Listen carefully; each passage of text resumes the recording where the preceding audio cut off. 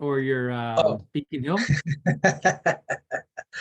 uh, I think his he has a girlfriend that has a job out here already in the neighborhood, in the Hillman City neighborhood, which is right next to our Beacon Hill location, and I Mhm. probably want to live close to there, so I'm thinking Beacon Hill. Awesome. And if he doesn't want to do that, the Hillman City location maybe, but um, you know, yeah, we'll see. Nice. Fill it up. Yep, yep. Well, So guys, Will, I yeah, I, I Steve. I have to say, Eric, I have to applaud Eric. He was really great about just opening everything up and saying, okay, this is the good, the bad, and the ugly. Um, and we just dug into it. So it was pretty awesome to work with him. Yeah, thank you. I feel the same. It was really nice to do this.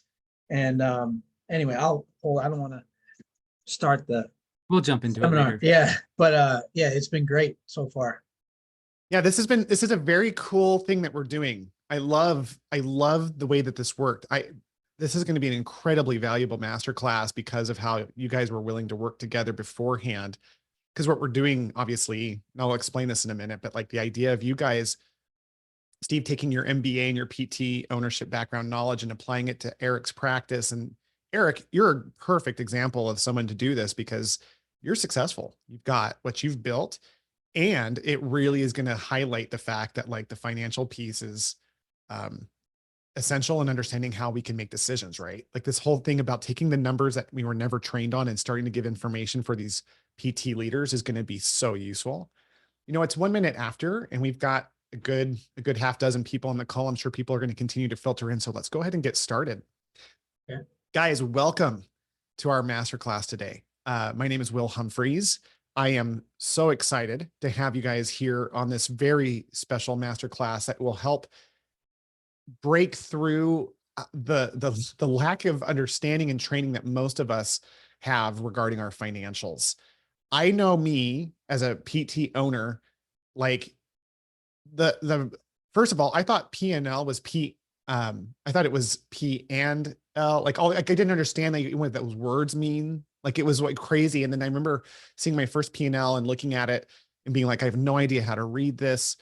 And even when I had 5 locations and I finally felt like I could put my arms around my financials, it was always shocking to me how my ability to read my financial data was crucial in understanding my business, like really important. And so in this masterclass, we are very honored to have a unique working example that I think is going to be worth hours of people lecturing. This is going to be our hands-on example. We have a very, very grateful for our PT practice owner who's volunteered to be the actual material for us to learn on, because we have a financial expert in physical therapy working with a leader in private practice, and they've worked together to create an actual like understanding of how their financials are going to help Eric drive his practice moving forward, which will be an incredibly useful application for each of you.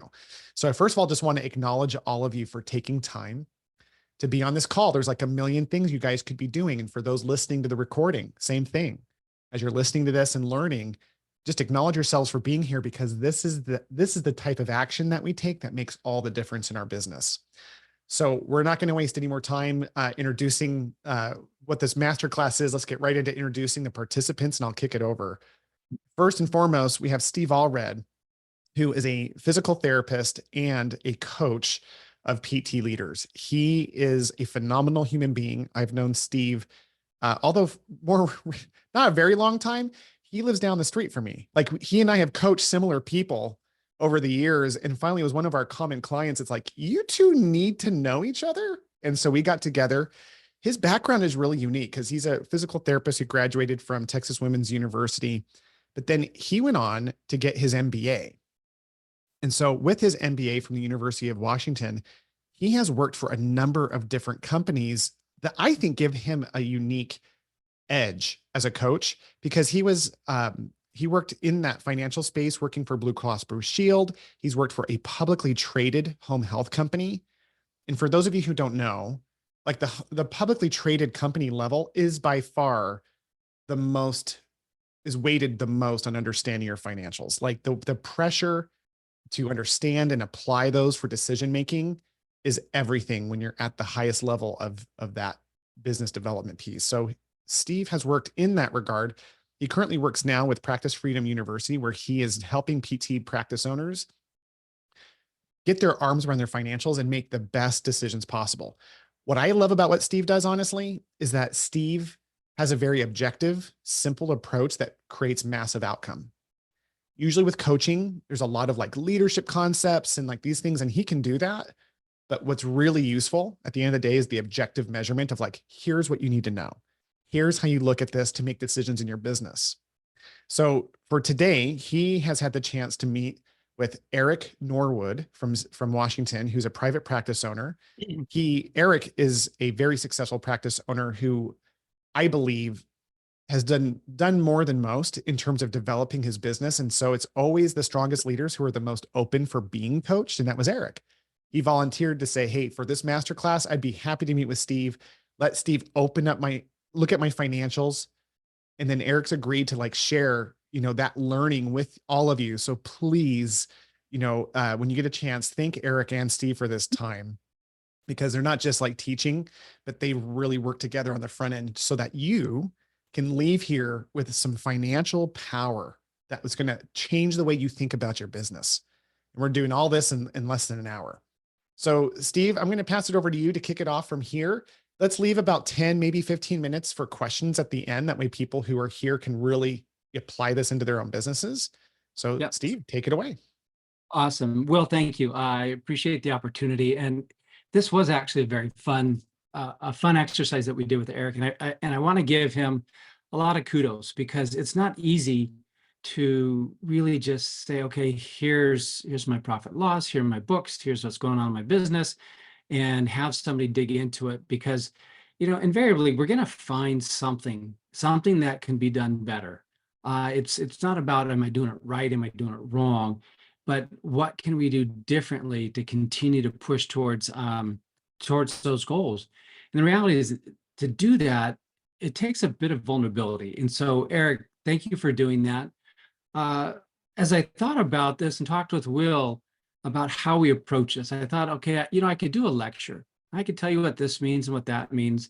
But I thought it more powerful to really dig into a real situation. These aren't made up numbers. These are real numbers. These are real operating decisions in Eric's business over the last 2 years. And to talk through what we did in our analysis and really what did we learn? And therefore what decisions are being made as a result of some of these just explorations and what we discovered. So a couple of things and principles that I hope that you walk away from. One, financial data and metrics, they're our friends. They're not the enemy. They're not something we hide from. They're not something that we think is evil. They're nothing more than vital signs, objective measures and tests, things that we use every day in treating patients. Can you imagine treating a patient and never taking a vital sign, never doing any muscle testing, never doing range of motion, never doing any kind of objective tests or measures to figure out what the heck is going on in this body? That's what we preach. And yet in our business, too often I find owners that have not done the same thing and the same mindset for their business. And so they're useful information. The financial metrics and data, they give insights to people, behaviors, processes, and decisions. That's what they do. When a financial metric or measure becomes the end goal itself, it ceases to be a good measure. And that's a quote from a British economist. Think about Enron. That's kind of dating myself. Enron, they had profits as their end goal. That became literally their god. And we know what that did. It literally took down a billion-dollar company. It took down one of the top accounting firms in the world because they started, it was all focused on a number instead of looking at the behaviors and people's and processes. Wells Fargo ran into the same thing. They wanted to improve customer relationships. And so the measure was the number of additional accounts. Well, people forgot about the clients, and it just became the additional number of accounts. And so they started fabricating accounts because that was the goal. And we celebrated until it all imploded. And we know what happened with Wells Fargo. So the minute we take measures and financial data measures and metrics and make that the end goal, you're going to be on a path to failure. But if you use this data to give insights to the people, the behaviors and decisions you're making, now all of a sudden it becomes really powerful because you see the impact of what's happening in those decisions. So three key areas that we'll talk about in looking at profitability, because profitability is nothing more than an assessment of how well you're using resources to generate revenue and how efficiently you are in doing that. Because when you look at it, it tells you, again, insights of what's happening. And we found some insights for Eric. So clinical labor clinical labor cost as a percentage of revenue, as a ratio. Sometimes we'll hear that ratio expressed as every therapist needs to generate 3 times their salary, or 3.0. That's really just looking at what is the percentage of that cost to revenue generation.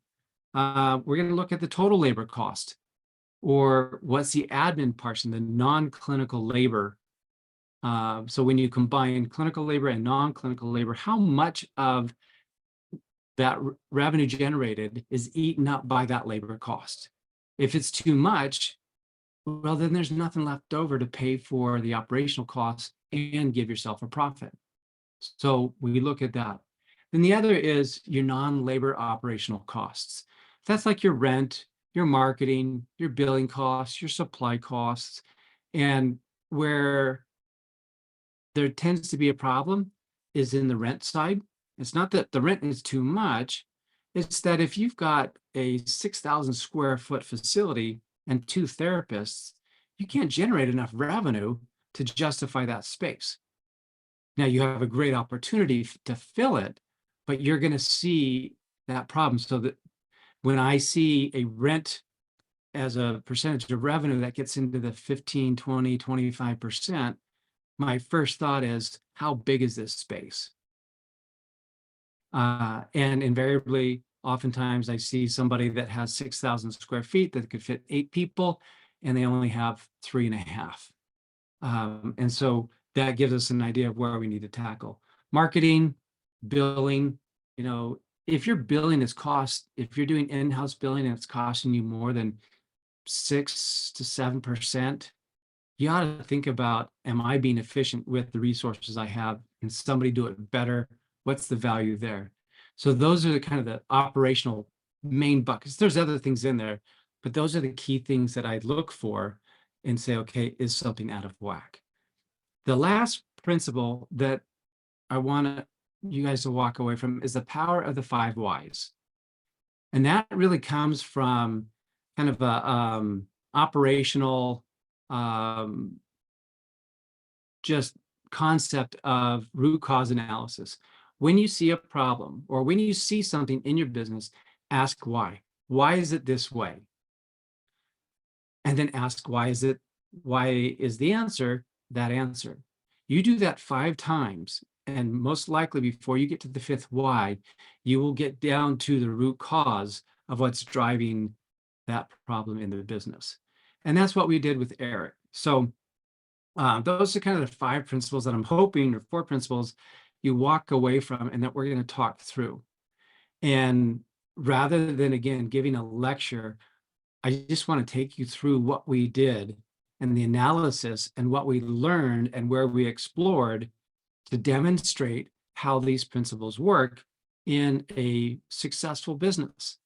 So with that, I'm going to share my screen. And Eric, before we jump into that, and while I'm sharing my screen, do you want to just add anything of maybe kind of your thoughts about how, when you were approaching this, what you hope to gain out of this exercise? Sure.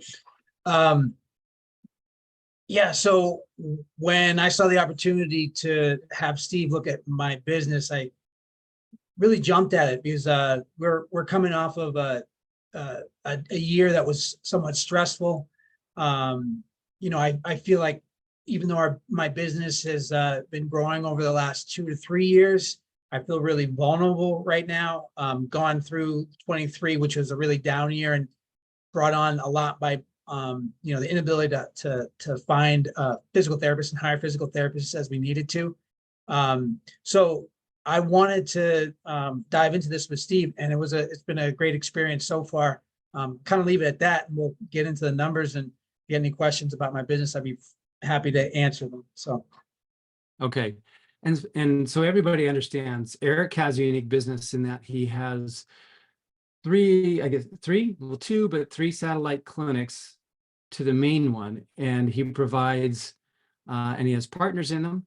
And so he provides the back office services for those satellite clinics and does charge a fee, to cover that labor and those expenses to that. And so as we dug into his business, we had to really tease out where some of those costs went, and which at first was a challenge, but it also helped us to understand, and helped me understand how his business works, because that's really important to attribute expenses and revenue to the appropriate location. Because if you don't have the level of detail, it's really hard to dig in to find out. There's a problem, you just can't figure out where and why. So what we did is we took two primary data sources. We took his profit and loss statement out of QuickBooks for the 2023 year for each of his clinics. We took the most recent balance sheet. Those are two key financial documents that you can get. Your accountant should be able to produce them at any time for you, or you can get them out of your accounting system that you use, whether it's QuickBooks, which is probably the most common, but they give insights. We broke it down into the revenue, which I just developed a tool here that helps us, but we took the revenue. So in his main clinic, that was about $2.2 million. Then we took his payroll expense.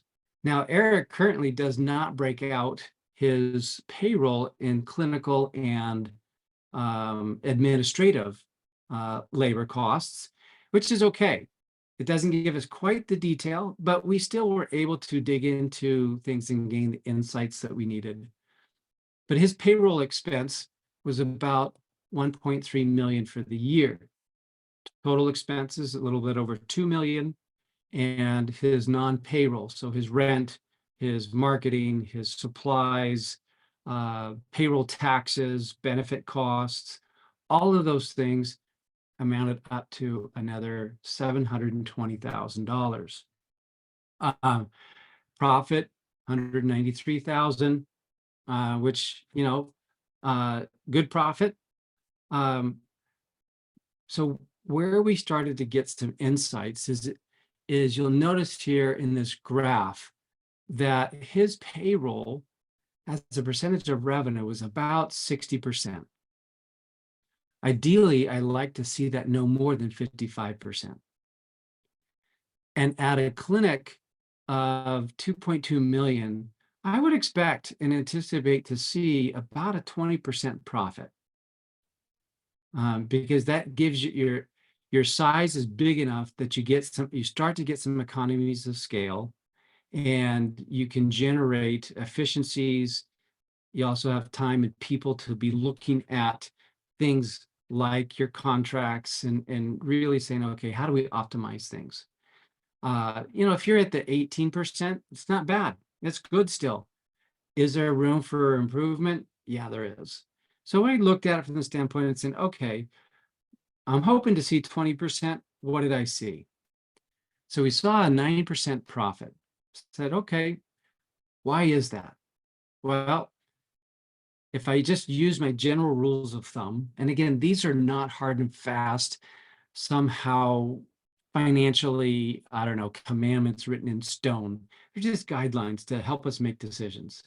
And he's at 59% of profit. I'd like to see 55%. So there's about 4% in here that I'm going to ask the question, why is that? Is it in the admin expense? Is it in the clinical labor expenses in terms of its relationship to revenue? And then typically operational expenses are about 25%. They can be a little bit more, sometimes they're a little bit less. So that's another 7%. You take that 7 and 4% overages, and if we were to find efficiencies and bring that into our profit, that brings us up to about 20%. And so we started to look at that. The next thing that I'm going to do is to say, what does your clinical model look like? And that really gets to how much revenue do your therapists produce versus what your expenses. And that's a pretty big challenge these days because, there's so much price pressure on salaries and compensation. There's a shortage of therapists. Therapists are coming in and saying, hey, I want 90,000, I want 95,000.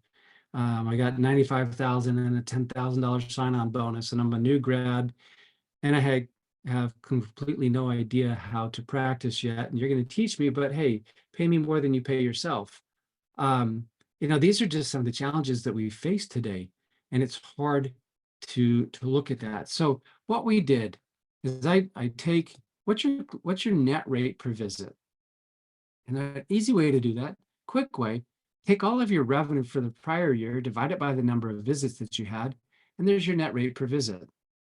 And there's a lot that goes into that net rate that we won't get into, but again, we can dig if your net rate per visit is low, and we start asking the whys, we can get into the root cause and then decide, okay, here's the action we're going to take. But Eric's got a pretty solid net rate. We look at the number of visits that he expects. And so that was 52 with an 80% productivity. And that works out to about 41. It's actually 41. Let me change that, 41.6. Okay, so 42 visits a week per therapist, full-time therapist working 8 hours a day, 5 days a week, that they should realistically be seeing about 41 to 42 visits a week. And say, all right, if we do that, what ratio does that give us? So we took an average comp of about 90,000, put that into the mix, and that gives us a ratio of about 3.2. Here's the reason I check, is because if that's the expectation, and I'm looking at there's 4 percentage points of overage in what the payroll should be, I want to know quickly, before I dig into all the numbers, is the expectation such that we can get to that 33%? Because your clinical labor realistically should be about 30 to 35% of labor. And that there's nothing magical about that other than you're assigning that much of your dollar that you spend on your expenses to clinical labor so that you still have enough to pay your admin, pay your operational expenses, and still pay yourself as a profit. So I look at that and say, okay, 3.2, it gives us about 31%. We're doing okay. Now, Eric said that his range was about 130 to 134. So if I plug that in, that's a 3.1. We're still at 32%. And even if his comp is at 95,000, he's at a 3.0, and that's 34%. So Eric's got a good clinical model in terms of expectation to be able to give a profit at the end of the day. I've seen some places where they're spending 50% or more on clinical labor, and the operator, and then kind of scratching their head saying, why am I not profitable? Well, the reason is because you've spent too much, you're spending too much on clinical labor, or the reverse of it is your clinical labor is not generating enough revenue. There's somewhere there's a problem in there. So we looked at that and we said, okay, that's good.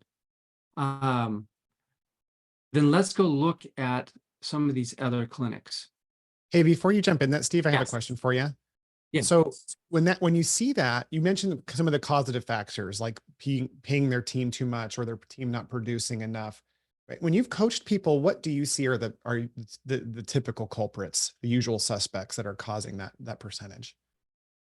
Your net rate per visit is low.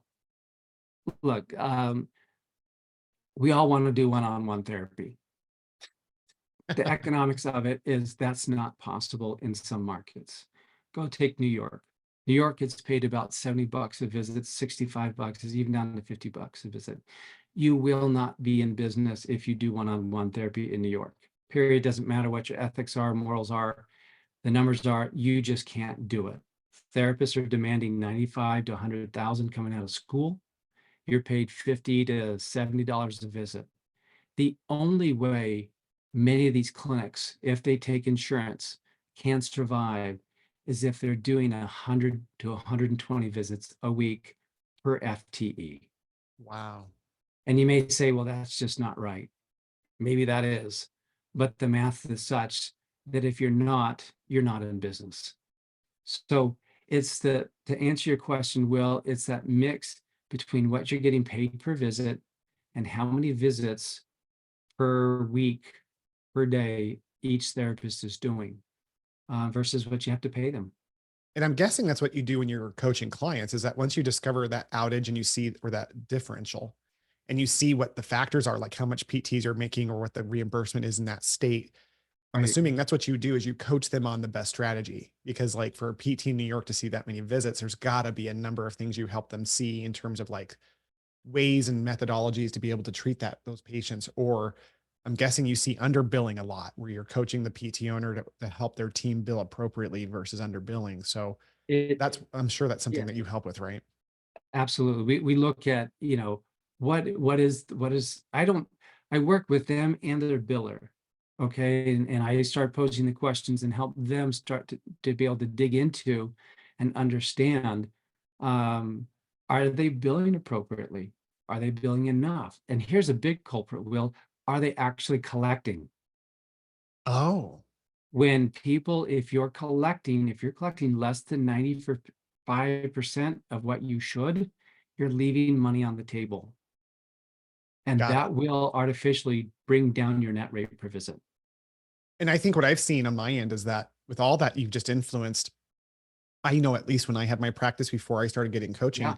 my solution was let's just get more new patients in. Let's just get more volume in, not recognizing that there were leaks in my billing or leaks in my coding or leaks in my visits per week. I always like justified me seeing more patients than my PTs because they weren't willing to, at least the ones I was hiring. So yeah, I can see that being a perpetual drain on our owners.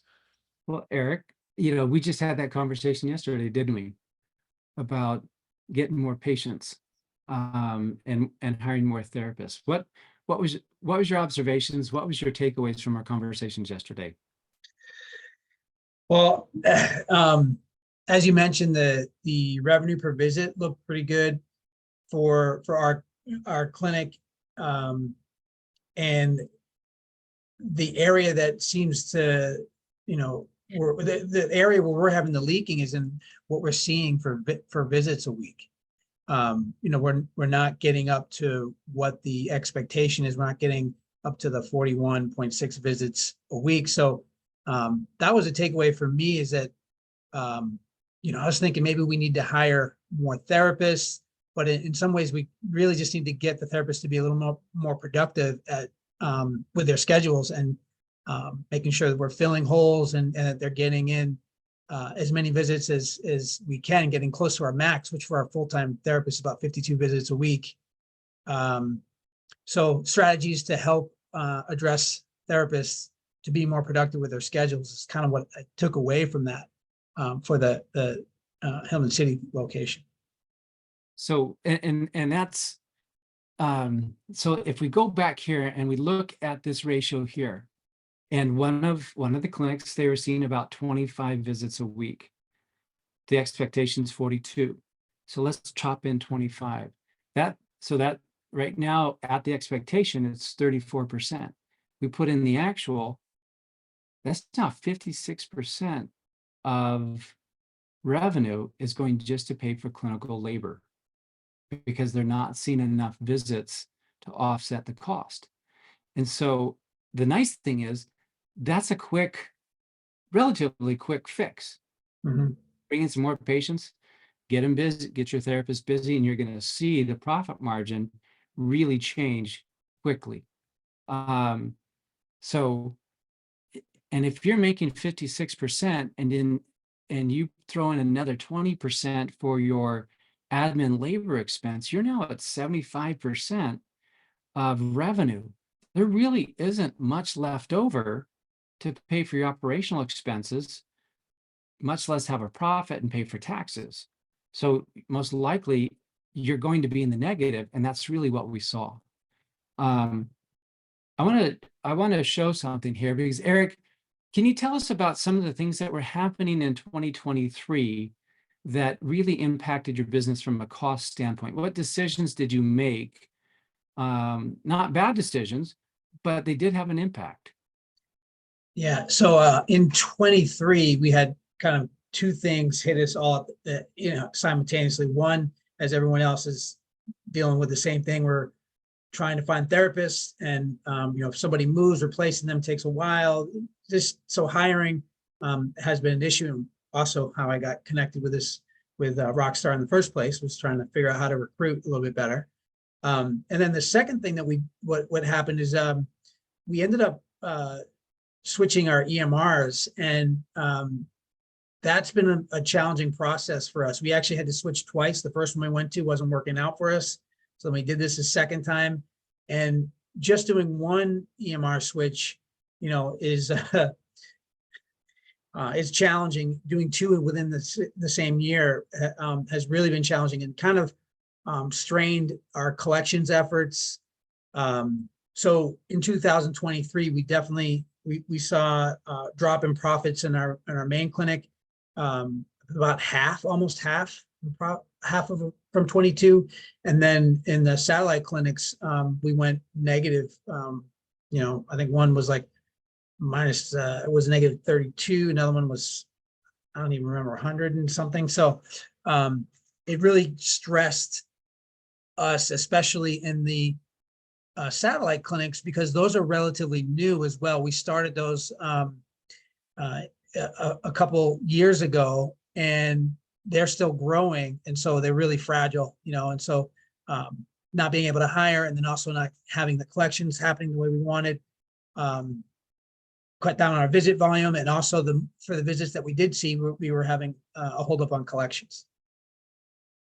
And so with that holdup of collections, where we see that is in the revenue, because the revenue for 2023 is probably somewhat artificially deflated, because it's still caught up in all of this EMR change.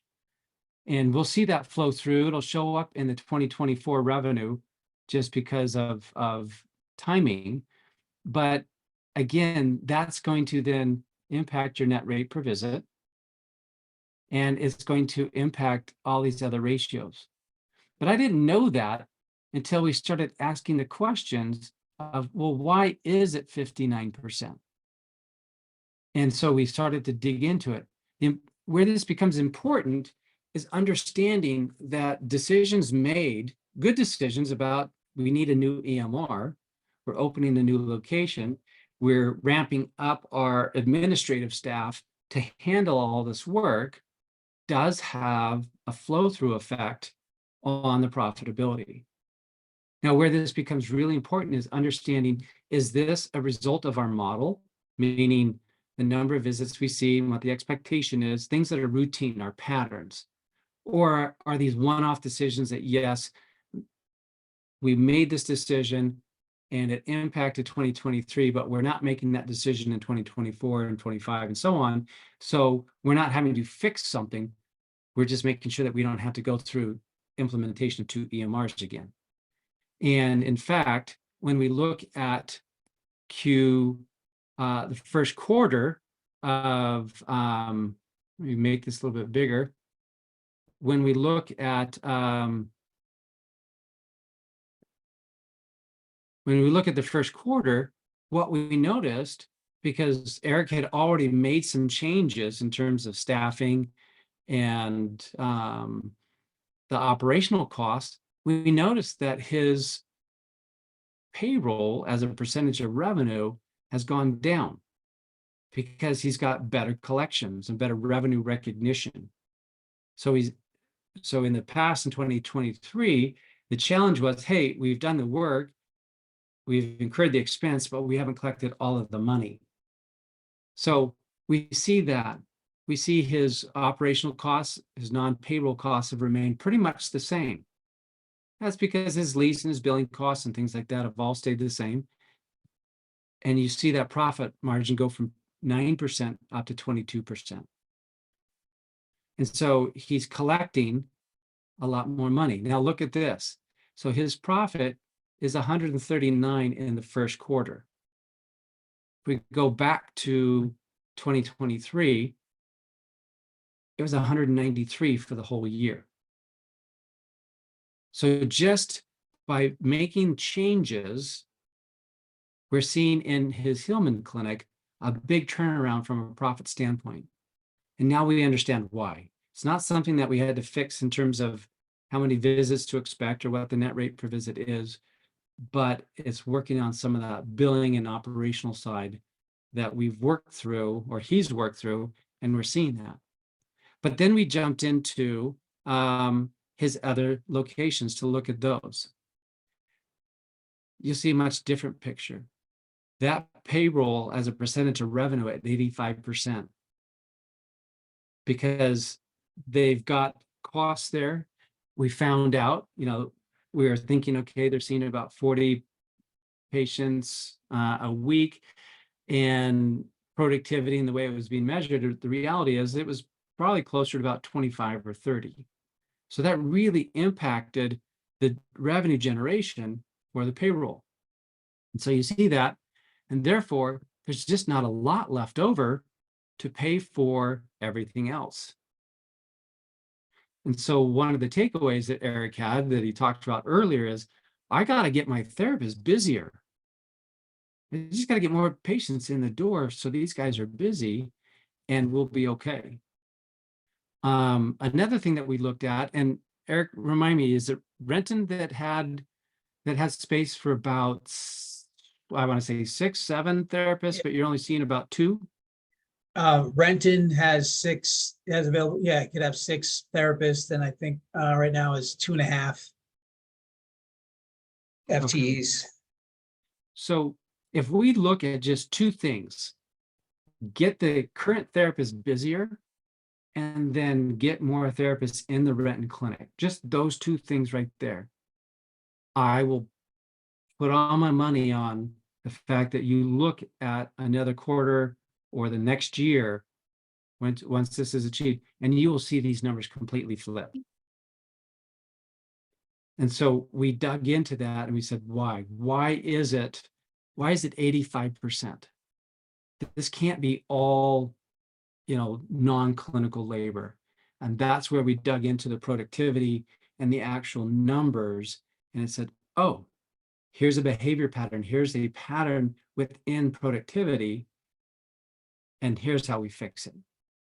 And then now it's up to Eric to go in and dig into and bring in those patients and keep those therapists busy. Now, here's, Will, to some of your questions about coaching. It's one thing to understand, okay, here's what I need to do. If you've had therapists that have been treating 25 a week, and all of a sudden in the next month, you're going to get them up to 40 a week, you may have some behavioral issues. You may have some leadership issues. You may have some cultural issues that as a leader you have to address. And that's where we combine the financial clarity with coaching to say, how are we going to do this? So people get on board with the fact that you really do need to run a profitable business. And so there's that people side that gets squishy and is hard, but at least we've got clarity around what we need to do. Okay. Q1, same thing. Same big issues that we have here is we've got to address this payroll as a percentage of revenue because the operational expenses are still in alignment. And we talked about what that is. So I know we want to leave about 15 minutes, so I want to jump into one more thing. And this was the balance sheet. Now, the balance sheet and the P&L go hand in hand because one feeds the other.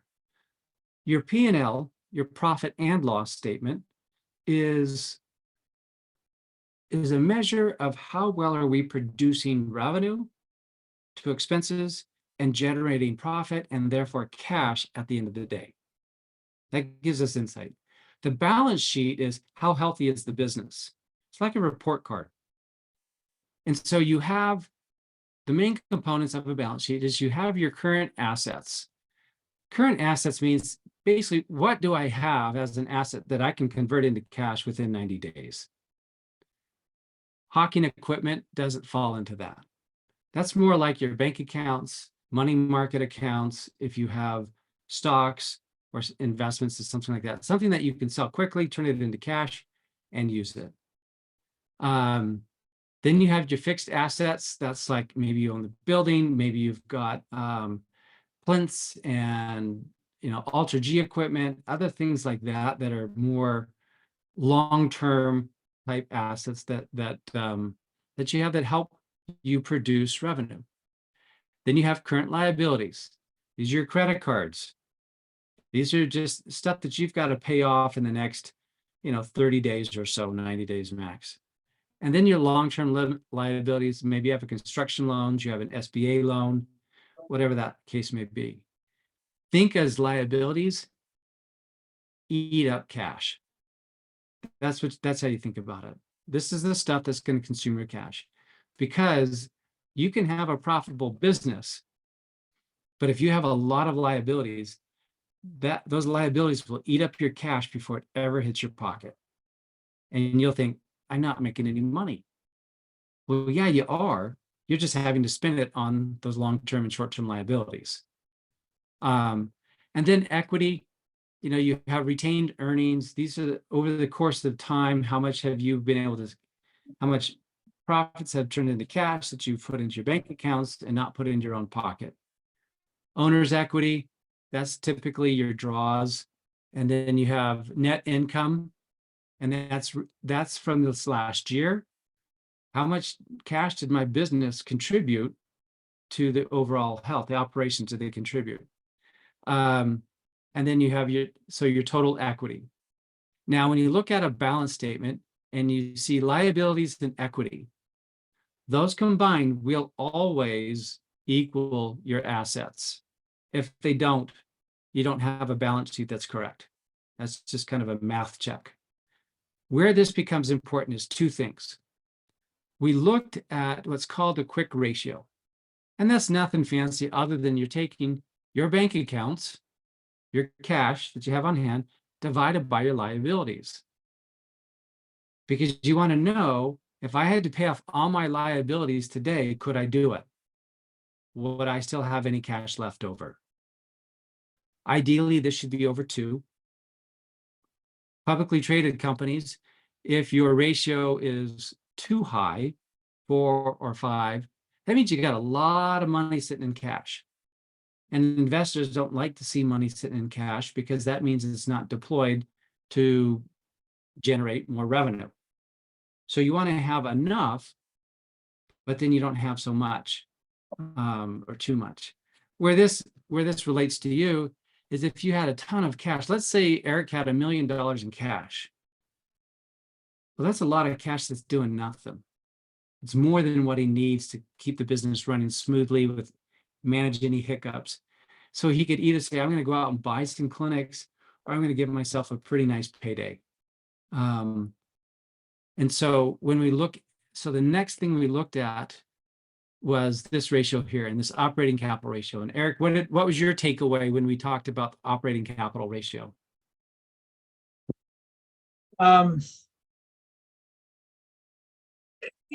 It kind of really supports the way I'm feeling, and that I feel like my business is pretty vulnerable right now. I need to build up some cash reserves. Yeah,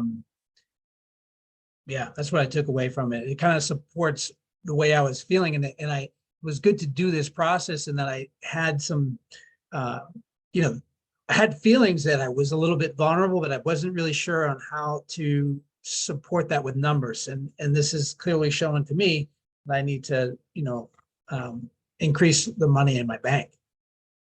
So this operating capital ratio is taking how much money, how much cash does he have on hand, divided what his monthly expenses are. So he can get through almost a month. Let's say, I don't know, Change Health happens, and they have a hack. So bills aren't getting paid. You're submitting it, and your clearing houses aren't working, so you're not getting paid by the insurance company. And all of a sudden you have ongoing business, but no cash. Well, you can last almost a month. Ideally, and Will, you can talk about what you saw. A general rule is about 3 months is a safe bet to have 3 months of cash on hand. Now, Totally. that might be in a money market account, so you're not losing against interest, but something that you can convert to cash quickly if you need to. Yeah. One thing, if I can chime in, one of my mentors taught me is you have those 3 months of cash, and then every month, especially when there's partners involved, what we did to determine owners draws was that we had this really simple formula of setting aside, I think it was 25% for tax, even though that might be higher than that, depending on the year and the individual classification, but like 25% of, so every month there was a number, an actual number. Let's say it's $100,000. And if my collections that month were above that, what I would do is I would take 25% of that overage and set it aside in a separate account for taxes, take 10% and set that aside for growth. And then what was remaining would be split every month between the owners. And I think that what was cool about that is helped us control the cash flow piece of it, but it also helped us just keep in check with like you were saying, you don't want to have a business that's just got hundreds of thousands of dollars of cash is sitting in it, losing value because of interest. It's better to I love the idea that our business is a financial vehicle, and its main purpose for our business is to feed our personal financial situation. So yeah, that just as a side note, kind of unrelated, but I wanted to share that since you talked about the 3-month store thing, because I found that to be very useful in any business I've had with partners, especially, is to get that cash out of the business after a certain point, so it can be repurposed for something hopefully equally or more profitable. And Will, you said something. This is something I believe strongly. You have 3 hats. You're a clinician, you're a practice director, clinic director, and you're an investor. As an investor, you deserve a return on your investment. You would not put your money in a 401k and pat yourself on the back because that 401k delivered you a 0.2% annual return. You're just not going to do it. You're going to pull it and put it someplace else. You deserve a return. Your clinic, in my opinion, and this is my soapbox, but that's okay because I'm here, is that your clinic should be a tool to build wealth for your family. Your family deserves a return and benefit for the sacrifices you make first. And then you pay your therapist because you need to. And if you can, you create an opportunity for them to build wealth too. And that's been a force multiplier. Real quickly, in 60 seconds or less, if you want to have some questions. Eric, what are your takeaways? What are the big ahas you had because we dug into the numbers and really embraced what these 2 documents tell us? As I was mentioning before, I think the biggest thing I took away from this is really that the satellite clinics, we need, before we even bring in someone into Renton, for instance, we need to get the therapist more productive, more patients for them to see. Some of it too is also getting them more aggressively filling their schedule and getting a better percent of arrival, which I kind of looked into a little bit last night. A better percentage of arrival. And the same with the Beacon Hill Clinic. And then we can look to hire some folks for those locations.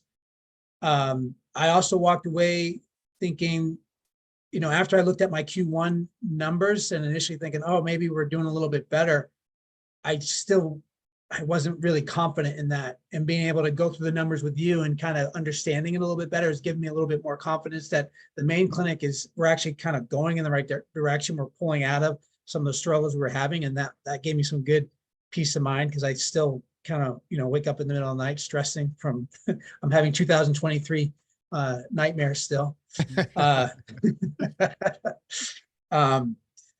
And then the balance sheet was really useful for me, just understanding what ratio, putting together these ratios and what to look at, along with all the other numbers and ratios. Because, I'll look at these sheets and just say, okay, these numbers look great, but how can I apply them or put them together in a way that makes it easy for me to understand? And looking at them with these individual ratios gives me some targets and ideas on, how are we actually doing with the profit compared to revenue, or how, this quick ratio, for instance, how is my balance sheet actually really looking? The balance sheet, I never look at that because I don't understand it, and walked away from this conversation feeling like, all right, now I can actually look at my balance sheet and kind of understand how we're doing and where I might need to go. That is awesome. Can I jump in, Steve, just for a second to acknowledge Eric for Will. that? Yeah, man, I'll tell you, in my journey, man, I could not figure that stuff out until I had someone like Steve teach me. When I had someone, the person who helped me wasn't even an MBA graduate like Steve, but for me, that having someone just go, okay, here's the numbers. The ratios, guys, are key. Especially when I had my 5 locations where I had like multiple leaders underneath me teaching them the ratios, it drove every decision we did. It literally was like, and by the way, I don't think you could do poorly without knowing those. Obviously not having any data could be really dangerous. So I'm always mindful of PT owners and leaders being overwhelmed with like, crap, now I've got to do all this stuff in the financial world. Remember, growth is about who, not what. So it's really valuable to recognize that, like, it's not your job. It wasn't my job to be an expert in finance. My job was understanding the 20% that I needed to get 80% of the way there. And so that's why I've never not had a coach. I always have a coach. I've had those for the last 20 years. And I picked something of an area that needs improvement. So once it was a financial piece, and they taught me, these ratios that Steve's going through. And man, you can see it. It's actually not hard to understand. The hardest thing that you have to know, you guys already do in your business day in and day out, which is just manage all the patients and the relationships of your team. This stuff, with the help of an expert, can be very simple.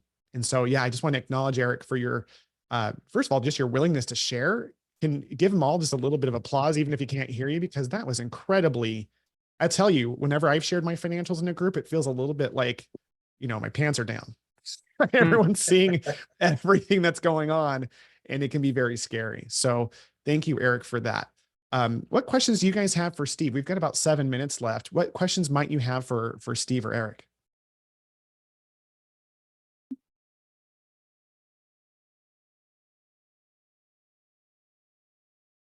Hello. Hey, Jason. Hey, I've found myself in a situation recently where we're as busy as we can be. I'm entirely happy with the stream of patients that we're having and our arrival rates and those sorts of things, but we're just not profitable. And so I'm looking at that and saying to myself, well, if you're as busy as you can be and you're not making any money, then you can't make any money. And so I'm curious to know your comment on that sort of a situation. Where I need to be looking for the profitability there, if that's where I am. My first comment, Jason, would be that mindset is a dangerous one, because when we say we can't, we're usually right. Not because we can't really do it, but we stop looking. And Well, so I'm saying, with the realities on the ground as they are, it's just not a winning proposition, you're not making profit. So I'm going to look just at those ratios that we went through today. I'm going to look at how much revenue am I generating? What is my clinical labor cost? What's that ratio? That's the first place I'm going to look. 9 times out of 10, that's where the problem lies. Is that your therapist, even if they're busy, they're just not generating enough revenue for Right. what your clinical expense is. Now, what the solution is, that could be a variety of things. But I would look there. Then I would look at my revenue to total labor cost. That should be no more than 55%. Okay, so the first one's about 30 to 35%, total labor, no more than 55%. After that, I'm going to look at my non-clinical or my non-labor costs. Okay, so take all my payroll and wages out, how much is left over. If I'm 20 to 30%, then I'm okay. That at least will tell you where your problem is. Certainly. Over Thank the you. years, the solution has always been, oh, just get more patients. That's no longer the case. It just isn't. We're not paid enough. And the costs are going up too much to where more patients is the solution. Right. Will, you're on mute. Yeah, I Does do that that a answer- lot. Does that help you, Jason? I was going to throw out there, Jason, too, and this is for anybody. Steve is kind enough to offer a no-cost discovery call to look at your situation to see what he can help you find. I'm going to put his link in the chat right now. Feel free to jump on there and ask him questions. Steve is sincere. He wants to help. I get nothing out of promoting Steve, just so you guys know, but please reach out to him. He is an expert. I'm very careful on who I recommend. I recommend him wholeheartedly. So just to even touch base with him regarding like next steps, even if the timing to work together is irrelevant, like he'll help you find financially what you're looking for. And his skill set goes way beyond finance. What makes him a powerful coach is that he informs from a place of objective data from his finance piece. And so he has many hats he can wear and many things he can do, but it's unique for me in the way that it comes from a place of finance. There's something about that makes the coaching a lot more objective and executable. So yeah, man, I love that. Well, Thank you. Anything else you would say, Steve? Yeah. One, you can also reach me at steve@practicefreedomu.com. Please, if you got questions, email me, or if you want to set up a discovery call, I'd be happy to talk with you. Here's my opinion, that your ability to recruit, your ability to master your P&L and understand that, and know where you have flexibility are going to be probably the most strategic things you have over the next 5 years. I have a client that that in his market, literally salary offers are escalating in timeframes of weeks. 2 weeks ago, he was making an offer of 90,000. Now he's competing against offers that are 95,000 and higher. His ability to use virtual assistants, offshore services to where it is a lower cost and lower operational cost, is allowing him the flexibility to maintain profitability and still compete from a salary standpoint. There are clinics who will go out of business because they just don't have that flexibility. So really understanding where and how to leverage, like, Will's virtual assistants, I think will be a strategic advantage for practice owners. And you got to understand your P&L to know when and where and how. And Steve, thank you so much for being here. Eric, you're a stud and a half. I can't thank you guys enough for this wonderful masterclass. I'm going to be sending this recording out. If you guys have any questions, you can reach out to me. I've put Steve's email and his Calendly link in there in the email. Steve, I'm also going to throw those two things obviously in there to get it out to you. But what a wonderful, man, those ratios, if I had learned that, 20 years ago, I think about all the pain that I would have. Anyway, hard not to think about it, but guys, have a wonderful rest of your day. And reach out if you guys have anything else that you need from us. Okay. Thanks, Will. Thanks, everybody. Thank you, Eric. Thank you. Appreciate it. Have a good day, guys. We'll see you. Bye-bye.